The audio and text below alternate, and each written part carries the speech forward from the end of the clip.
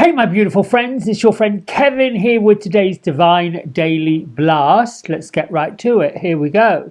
We're in an angel numerology number 3 day today, and number 3 is about creativity, communication. I like to call it reflective. I also like to call it like looking back, giving a casting magnifying glass on those positive energies, the spiritual guidance from higher realms. This is about seeing, when you see this number, it's a sign to definitely embrace your creative potential, boost your confidence, pursue your goals with enthusiasm. It signifies the importance of balance and harmony, very much like the 2 yesterday, but encouraging us all to connect with our inner self and trust whatever intuition is coming, particularly since we have the Lemurians with us this week and Archangel Metatron talking about divine calling. I should turn it over so you can see him. The meaning and symbolism of number 3 is, as I've said, creativity, self-expression, positivity and enthusiasm, communication, spiritual guidance. Number 3 is often interpreted as a sign of support and guidance from the universe or from the higher powers, guiding you toward harmony, towards balance. It's said that when we see a number 333, a lot of number 3s, it's a sign that our spirit guides and our angels are present, that they are bringing us extra bit of help and guidance. What do you do when you see the number 3? Think about your creative endeavors. Think about what it is you want to create or what it is you are creating. I'm shuffling paperwork to find even more notes so I can give you more nuggets. Now, number 3 is definitely associated with the ascended masters and the gods and the goddesses. Works with the 3 of Cups, the Hermit, the Moon card. I'd say most things that are somewhat mystical, magical, spiritual. You think of, when people talk about superstition, they say that things happen in 3s. Mostly that's associated with challenging things that happen. Okay, this happened, then this happens, so there must be a 3rd. I think it's also the positive, creative aspects that things happen. It's always lovely to have a little bit of extra help, that little bit of extra push. Moving on, I am magnificent, and I magnificently manifest my future right now. In a magnificent way, in a big way, in a huge way. This comes from our friend Mary Sue. I am grateful and abundantly blessed. And this comes from our friend Joanna Pantases. I am intentional and clear. I am manifesting my desires with ease and joy. Manifesting your desires with ease and joy. Stay positive. Maintain a positive attitude. Focus on your goals with enthusiasm. Trust your intuition. Pay attention to your inner wisdom and forgive the things that cause you to slide down the slippery slope of debauchery. Communicate openly. Be open with your communications and express yourself completely and fully on a number 3 day. Now, the moon is still traveling through the sign of Scorpio. This means that communication can go a little cattywampus on the Scorpio dark moon, because the new moon's coming up. Your words have power. So think carefully, my friends, before you say anything. Do the breath work and meditate. That could bring you benefits today. You might find yourself having a little reaction when people communicate in certain ways. You may find yourself not knowing what to do, how to do it, but feeling like you need to do something. So you ask, what can I do? Where can I support? How do I support? Message from Archangel Samuel. I am he who sees God. I can guide you on any path you seek. From relationships to career options to even finding lost items. I am a masterful creator and can easily find what I am looking for. Ooh. So this is giving me vibes and vibrations and expansion and manifestation. It gives me this idea that we are traveling through the birthing canal of something huge and something different, where some things are contracting and other things are expanding. And it's a little bit like, where cold air and warm air meet. There's usually a higher intensity of wind and sometimes storms. And in those storms, we do our sorting through. What are we sorting out? What are we sorting through? What do we have? What do we need? What do we have to discard? That's all magnificent energy. Being intentional, being clear with communication, like our friend Joanna says. Metatron, you can go back through Monday and Tuesday's video to get an in-depth of what Metatron is all about, but his activation message is, I am ready to fulfill the call of my soul.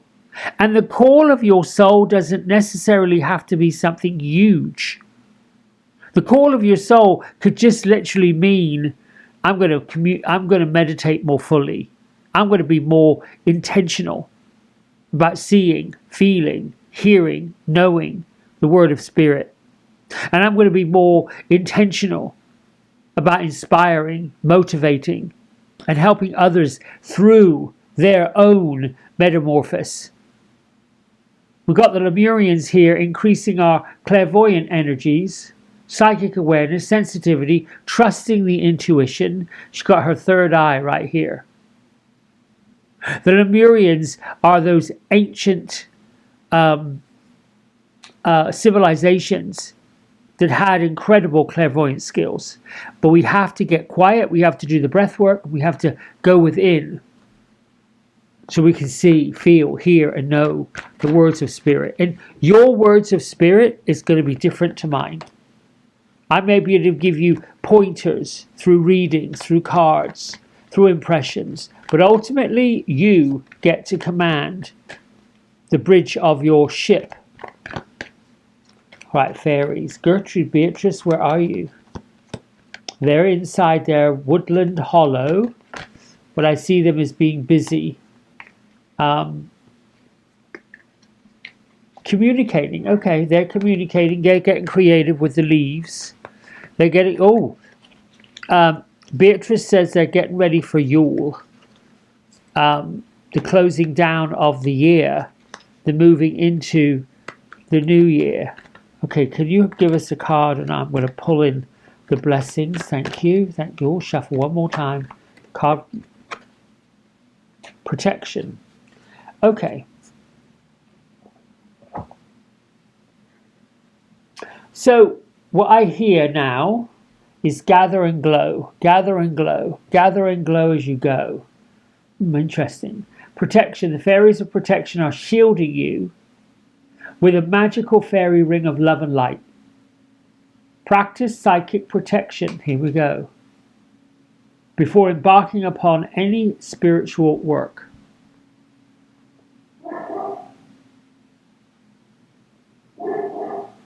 Every one of these fairies represents one of the chakra colors. We have violet, gold, green, blue, and pink. 1, 2, 3, 4, 5. What does this mean and what does it conjure up for you? Let me know in the comments. Divine protection is available to all of us at all times. And the fairies of protection are not ever here to cause us harm. We're the ones that cause ourselves the harm that we place in our lives. The fairies today might be nudging you to protect someone else, spiritual or physically. But if you're going to do that, Always ask permission before assisting anyone else.